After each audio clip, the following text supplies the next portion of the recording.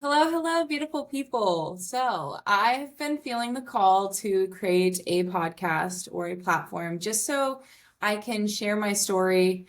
I know that there are many, many women, even men, who can relate to some of the things that I've gone through. And I just wanted to share, not for seeking validation or any other reason, but just to help one person. If I can help one person with some of the things that I've gone through, my experiences, what's helped me in my journey, what modalities, what things that I've done. It's been a long journey. I'm grateful for everything that I've experienced, my struggles, mainly with my body image, and disconnection from my feminine nature. And I'm grateful for it all because it has led to a path of healing and self-discovery and personal growth. And it's been over a decade of me reading books and just digging deep into different concepts of healing, mind, body, and spirit. And so I felt called to bring it all together and compile things that I wanted to speak on with no expectation, but just to get it out into the world. What we'll really be discussing is a lot of psychedelic and plant medicines, nervous system work, subconscious work, and a lot of fixing the hypermasculine and feminine split. That's a huge problem in today's society. We are operating in this hypermasculine, go, go, go, sympathetic nervous system state. So it's really my calling to bridge that gap along with a few other things, science and spirituality being one.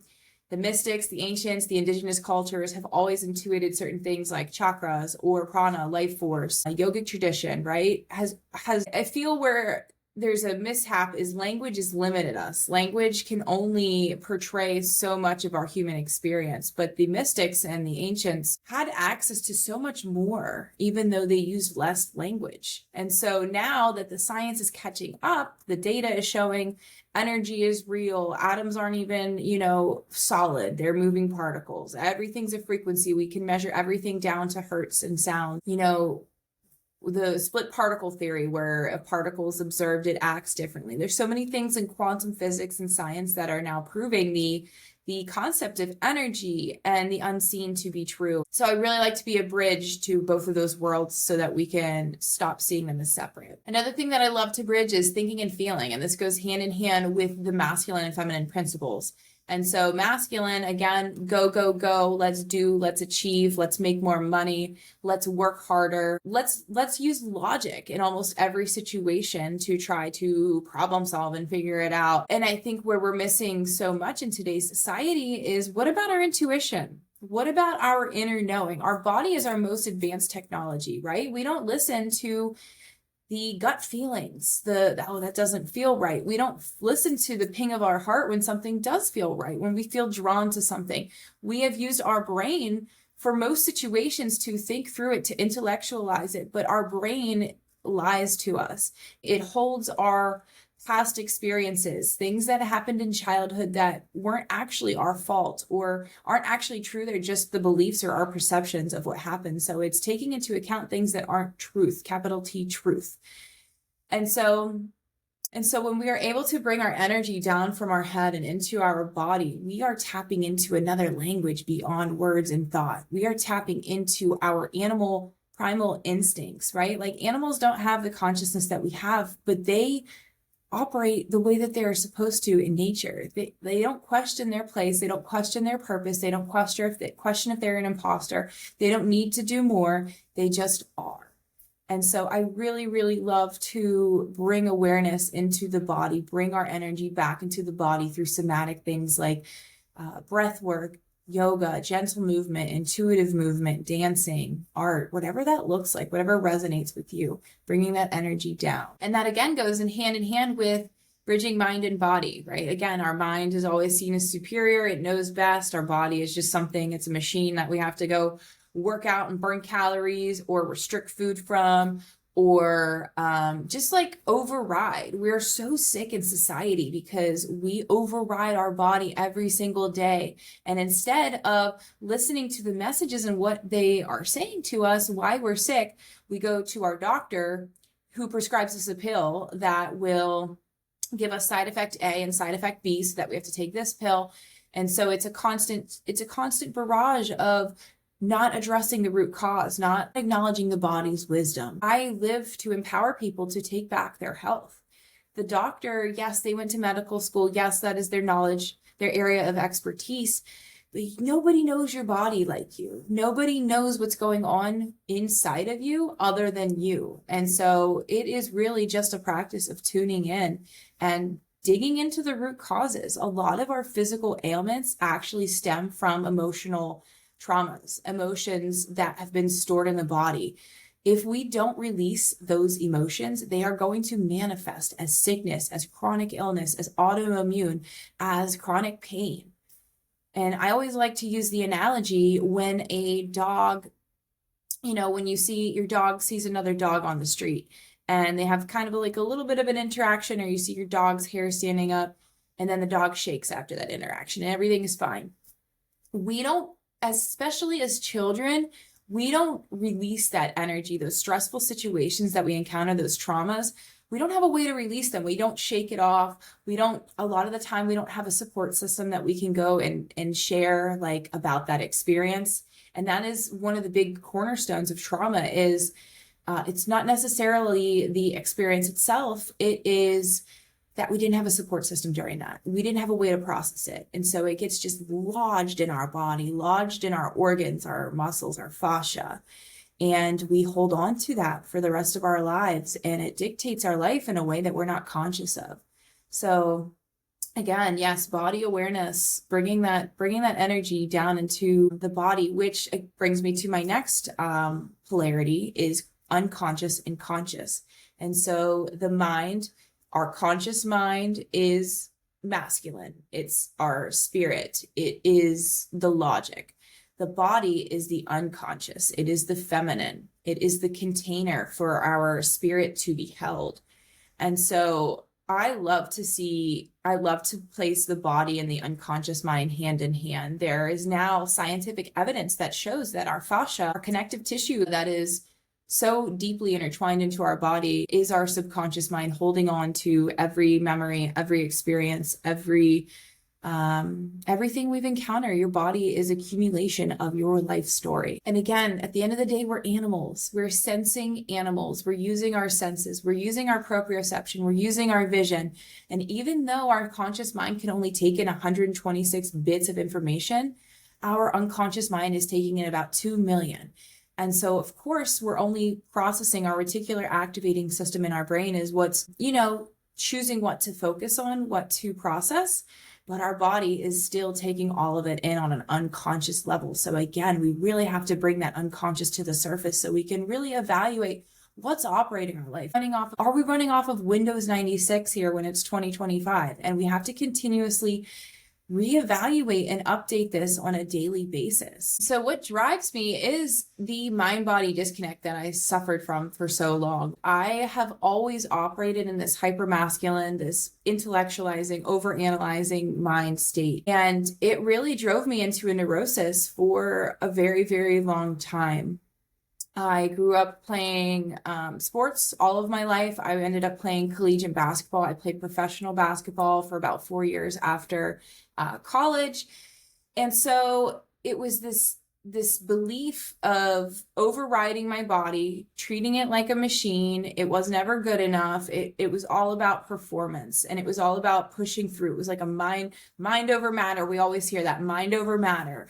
Grit down and get through it. Yes, you sprained your ankle, but just, tape it up and keep playing. Or another thing as a female, like you're on your period, but it doesn't matter. You still have to go play 40 minutes in a game. And so it really was this thing where there was this severed disconnection. And that also stems from just regular childhood. Like I put my worth in my grades and how much I could achieve because that's what was rewarded. Like I love my parents to death, and that's exactly how parenting goes. It's you get an A, you get rewarded. You are seen for how well you do, especially how well you do in school, how you don't get in trouble. And so early on, yes, I learned that achieving is how I earn love. And if I were to act out or be weird or to not follow the rules or fit this mold, then I would not be loved. And I'm sure most of us can relate to that paradigm. And so you'll hear me talk about it a lot, but this mind-body disconnect that I experienced not only stemmed from sports, a lot of it too was just I was naturally tall and naturally muscular. And I had a lot of self-esteem issues. And so sports weren't the only reason why I had this mind-body disconnect, but it is, again, kind of boils down to a societal level. I went to Catholic school where we were taught it's not okay to be feminine. You need to have shame in your body. It's not okay to wear jewelry, to wear nail polish. You have to have your skirt at a certain length. You are bad for being sexual. You can't show your sensuality. And then, women, we just have not had it easy. Think about like your grandparents, your grandparents' parents. We have been repressed all of our lives. We have not been able to express ourselves. We have not been able to be in the feminine. We have not been honored for our gifts and our instinctive nature and intuitive nature. It's looked down upon. People are scared of that power. And so I try not to fault my upbringing or my mom or anything of that nature, because I understand like every woman in my lineage was just doing the best that she could. We've had to identify with this hypermasculine for survival, and we haven't been able to step into our power. But I will say that she had a very low self-esteem about her body. She talked poorly about her body all the time, and she was also about 5'10" and a larger frame. And I definitely took that in, probably on a subconscious level. It's not okay to be it's not okay to be a female. She was always hunched over, shrugging, staying small. It's not okay. And, it's not okay to be tall. It's not okay to be in this body. And I really started to suffer with that as I got into my middle school years, my high school years, and it really came to a head in college. Whenever that started to mix with the performance, the perfectionism that came about, that really manifested in college, because college is tough. You're a student athlete. You have to perform. You have to be in 15 credits a semester. You have to show up to practice. Sometimes you have weightlifting and 2 practices per day. You start to travel all the time for college sports. You're not in class. So it was a lot. And I went to a small school. I wouldn't change I never want to feel like I'm complaining or whining about my experience, because I am one of the luckiest people on earth.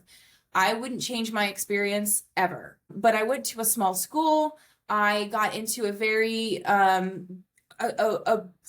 integral role early on. I was the 6th man my freshman year, and then from then on I was the leading scorer. I was the best player on the team. So there was a lot of pressure on that. Pressure from others, pressure from my coaches, pressure from being in the spotlight, but it was mostly pressure from myself. This pressure from myself to perform. I wasn't good enough if I didn't go out there and score 15 or 20 points. I wasn't good enough if I didn't get 20 rebounds. I wasn't good enough if we didn't win. That was like a blow to my psyche, to my soul. That was my worth. How well could I perform on the basketball court? How well could I have this persona on campus and to the local news in my local hometown of how perfect I was and how well I was doing? And my body took the brunt of that. My body really, really took the brunt of that. I started to obsess over what I ate, obsess over, how much I was eating. I could only eat clean food. I couldn't eat the pregame, the cafeteria food that we had at school. I couldn't eat the pregame meals that were unhealthy if they had like Alfredo sauce or cookies there. I couldn't eat, I could only eat oatmeals and eggs and things that, I thought were healthy at the time. And then everybody's commenting, "Oh my God, you're so healthy. You look so good. You've lost all this weight. I don't know how you do it. Your willpower. I love it." And that was just like, man, the willpower route never works. The willpower route never works. That lasted for a few months. And there was one day, I won't forget it. I was a junior in college. There was a college tailgate. They had a cake. And I remember thinking like, man, I would love some cake. But I didn't have the cake, of course, because everyone's watching and I'm this perfect person. So I don't eat the cake. I eat probably some fucking veggies and dip. And I remember somehow or not, the cake ended up in my room. I think I was hosting the recruit. And so when I was alone, I went at that cake, and that was my first binge experience. And I couldn't get enough. I binged, I probably purged after that. And from then on out, it was this continuous cycle of not eating in public or restricting, and then coming back to my dorm room and eating anything I can find. And it was literally like protein powder mixed with water mixed with like honey or something that was just like disgusting and not even like what I wanted anyways. It wasn't like I was giving myself permission to have a cookie. It was like, oh, I'll eat like this fat-free thing, which then led to another thing and another thing, because those products make it worse. Those products aren't giving us the sugar and the glucose and the minerals and nutrients and vitamins that we actually need. It's giving us synthetic and artificial chemicals that leave our body confused and searching for more. And I will get into that in depth in a further future episode. But I was just really, really, really confusing my body with how I was feeding it, the inconsistency of how I was feeding it, not feeding it enough, especially when I was, burning so many calories a day. And so all this to say, I struggled, yes, with that for the remainder of my college years. And then when I got into professional basketball, living in Europe, I didn't have the support system, the hobbies, anything to do all day but sit in my room and find some side work or watch TV or whatever. So food really became my thing to do, my emotional, if I'm feeling bored, if I'm feeling lonely, whatever it is, I'm feeling shame. Shame was a huge driver in all this. I'm feeling shameful because I binged last night when I said I wouldn't, and here I go again. I'm just going to eat more to make myself feel better because the shame is too much for me to feel. And so that was really the cycle I lived in, was restrict, binge, feel the shame, feel really bad, and then eat to try to alleviate that shame and feeling terrible. And it just went for years and years and years and years. And if this goes into mind-body disconnect, I wasn't listening to what my body actually needed, what minerals and vitamins and nutrients were missing. Overworking out was a huge thing, pushing it to the edge, not giving it rest. And then it was such a split between my conscious and unconscious mind, because every day I would wake up and I would say, I'm only going to eat 500 calories today. I'm not going to eat today. I'm going to fast. I'm not going to binge today. I'm going to be really, really healthy. This is it. This is a new start. And maybe I would do that for the day, or maybe I would get to like lunchtime, whatever that looked like. I would use all of my mental energy to will myself to be perfect. And then it's a pendulum. I always like to say it's a pendulum. So my willpower over here, I'm really strong. And then I use all of my energy on this mental restriction. And then the pendulum swings to the other side. So then it's 10 o'clock at night. It's 2 a.m. I find myself, my unconscious mind says like, no, it's my turn. You have repressed me all day. These are my instincts. This is my animal nature. And we're going to go to the fridge and we're going to eat everything we can find. We're going to just, even though I'd kept nothing in my house half the time, we're going to find something to binge on. And it was this crazy, crazy, crazy cycle. And I did think that thinking my way out of it, or willpowering my way out of it, was the solution. I felt like it was a discipline problem. But it was so much rooted in so many levels of not giving my body what it needs, a mineral and vitamin deficiency, a rejection of my feminine nature, the softness, the acceptance of who I am, it's okay that you're struggling with this. I'm going to hold you through it. And it's okay. It's okay to be imperfect. It was this masculine, like, perfectionism that was driving it. This, like, you can't be soft. You can't fail. You can't. And it was such a disconnect from my unconscious mind. A lot of the times when I was binging, it was because I was feeling lonely. It was because I was bored. It was because I was feeling shame. And I was so out of touch from my emotions from, again, like I said, just years of gritting through and bearing through it, and thinking that emotions and feelings were weak, thinking that I was hacking the system by not feeling it. I wasn't aware of all these subconscious things. And again, like, the belief that I wasn't worthy, the belief that I wasn't lovable, the belief that I wasn't attractive, the belief that I wasn't feminine enough, all was driving this too. This, again, just guilt and shame and and self-hate almost. And so, of course, I was reading a lot of books on, I got really into spirituality back in my junior year when this was happening. The Untethered Soul was one of the first books I read about just like ego detachment. I was reading a lot about psychology and, just expanded consciousness, because I've always, again, been drawn to the mind and mind expansion and knowing that there's more out there. So psychedelics and plant medicines had interested me since college. I remember talking to my advisor and my psychology advisor about them. But growing up in Pennsylvania, a small town, like that's not something that you can find. And it was, probably 2012, 2011, whatever year that was, where it's just like not on the radar. It's not like it was today. So I've always had this curiosity, and an intuitive knowing of their potential, and knowing that it could probably help me. And when they popped on my radar, a few years back, 5-6 years, whatever that looks like, it was the missing piece. It was like, all right, I am online. I can feel body. I see you. I feel you. I can tell that there has been so much that I've been rejecting. I understand there is like such beauty in the senses, beauty in being in the body. And it was also this lens of self-compassion. I felt this oneness. I did mushrooms the first time outside in like a park under a tree, and the trees were moving, and I could feel like this universal love, this universal connectedness, this I am not separate than anything here. I'm not separate from Earth. I'm an extension of it.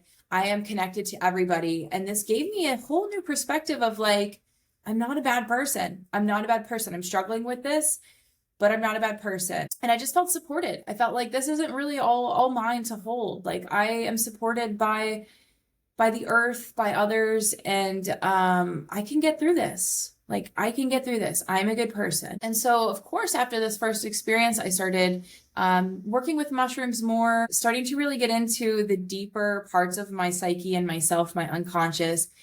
These first few experiences, I would just lay in my room, put something over my eyes under a weighted blanket, and I did so much shadow work. And if you don't know what shadow work is looking at the repressed parts of ourselves, looking at the not so great parts of ourselves, a lot of childhood stuff, like where did this come from? What part of that person triggers me? Do I have that part inside of me?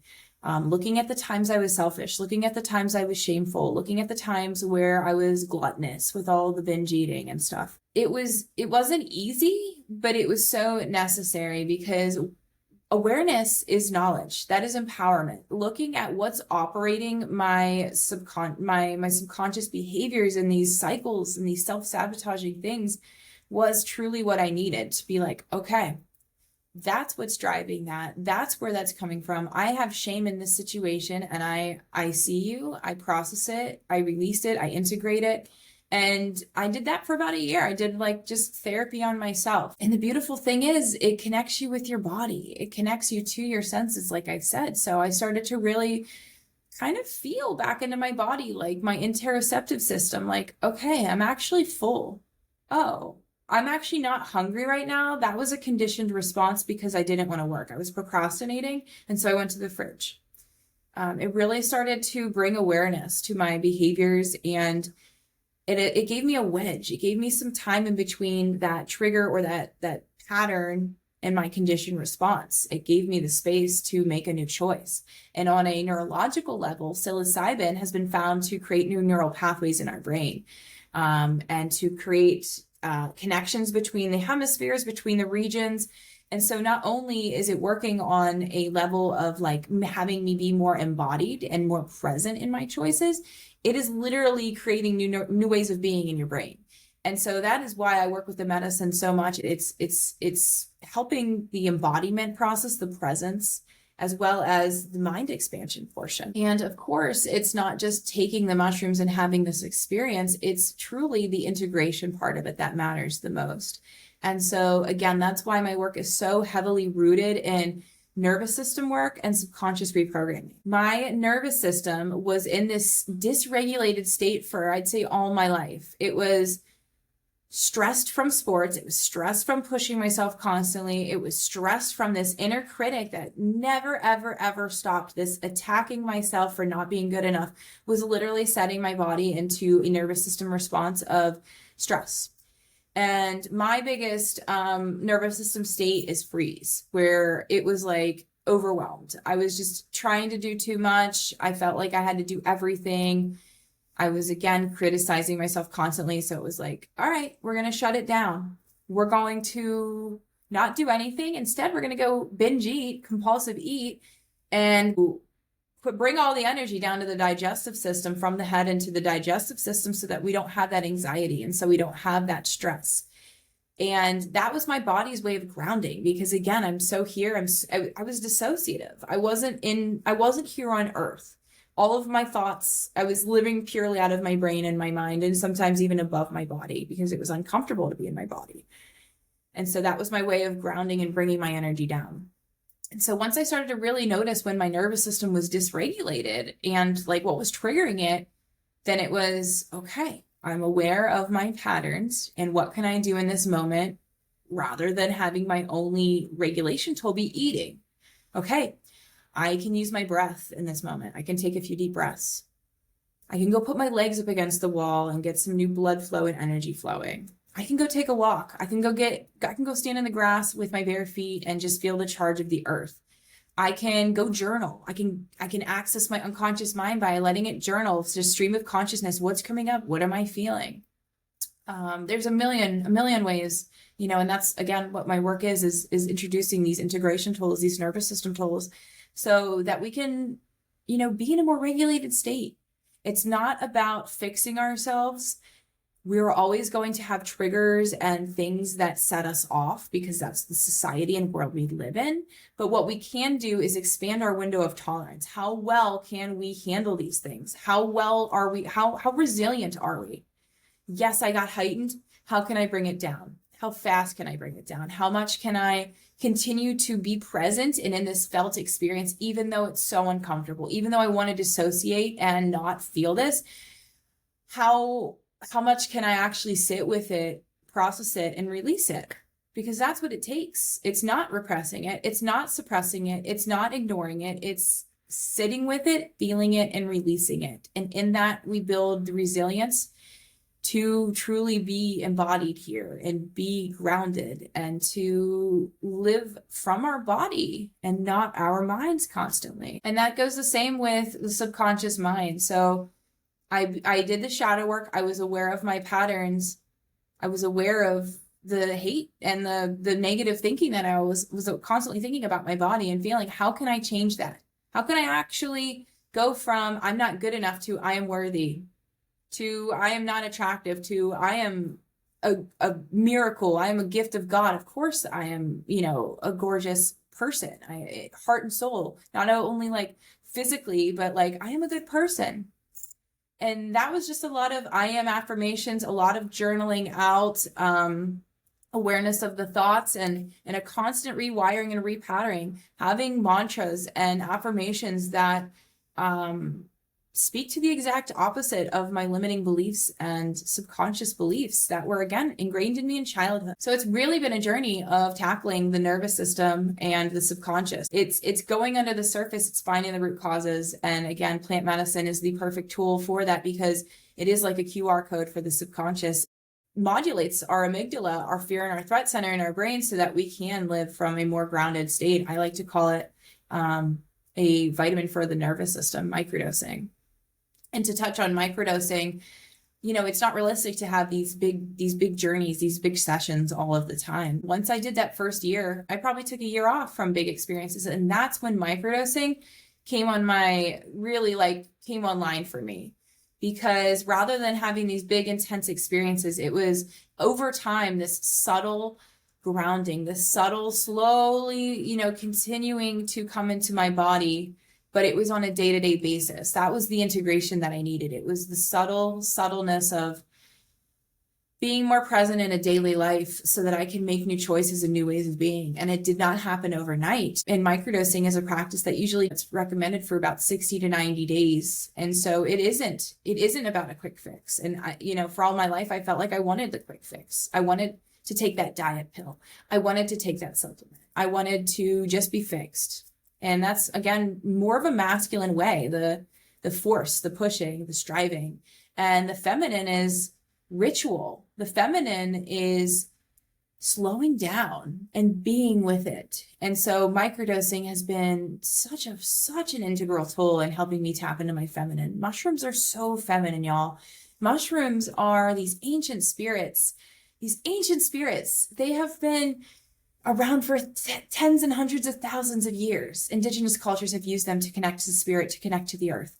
Mother Nature, right? We use them to connect with Mother Nature. And if you don't know what mycelium is the underground network of mushrooms and fungi that connects trees. It connects all of life. It's the OG internet. It's how trees communicate to each other. It's how things in the forest communicate to each other. And so mushrooms are very much like women. We are the weavers of life. We are the connectors of life. We are the network, the holders, just the foundation of everything. We're creators, right? We are a creator. We have a womb space.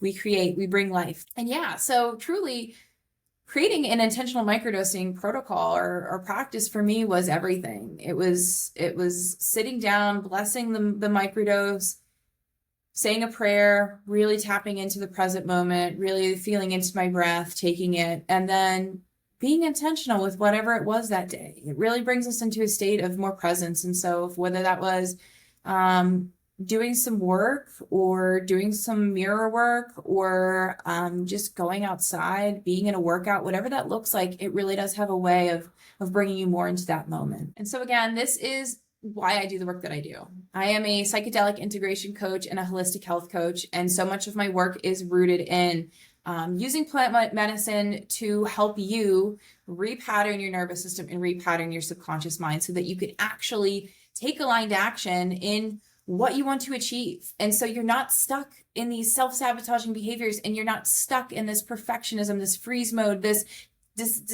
dysfunction that rules our life every day, so that you can actually be here in your body, in your felt experience, and just channeling whatever source is trying to channel through you. We are all a unique expression of the divine. We all have a unique purpose here that only we can bring to the table. There's only one you. You cannot be an imposter because you are the only you to exist. There is something unique that only you can bring to the table, whether you have found it yet or not. And that is my work, is to help you shed away these layers of conditioning so that you can remember who you are and who you came here to be, and so that you can live in alignment with your highest self and serve the world in a way that you are supposed to, without overthinking, without thinking you're not doing enough, without the guilt, the shame for showing up in your authentic self, without having to perform and wear this mask. It's about you being so much in alignment that you aren't worried for 1 second what other people think of you, or that you're doing it wrong, or again, that you're not doing enough. Because when you are being, when you are a receptive being, when you are receiving the abundance and the unconditional love that is your birthright, when you are receiving the unconditional love from source and knowing that it's your birthright to bring forth that, you will just magnetize everything that is for you. Relationships, friendships, jobs, opportunities, money, house, whatever. Like, when you are in alignment, you will be surprised at how magnetic you truly are. It's time that we stop performing and we start resonating. So I feel like I could talk for hours, so I will probably leave it at that. But I hope this helped at least one person just maybe understand why they're doing the things that they're doing, or to give them hope that there is a way out of these patterns that rule our lives, and to maybe enlighten them on plant medicine and microdosing and my work. And if this did resonate with you, leave a comment or reach out to me. I'd love to hear from you. I love to connect with people that resonate with me, because we are all divine mirrors of each other. My goal here is to just reflect back to you your strengths, your magic, and to just really create a community here of seekers, people who know that there's more and who want to live in alignment with their highest self. And so, yeah, again, I'll leave it at that. And you can find me on Instagram at Alchemize with Allie, ALLI. My website is alchemizewithallie.com. You can find me on YouTube. And I'll probably try to create podcasts, I'll be realistic, maybe once a month. In the future, I'd love to do it, more frequently. But again, thank you for listening. And I would love to hear from you. And I hope you have the most wonderful day. I'm sending you so much love. Love you all. Thank you.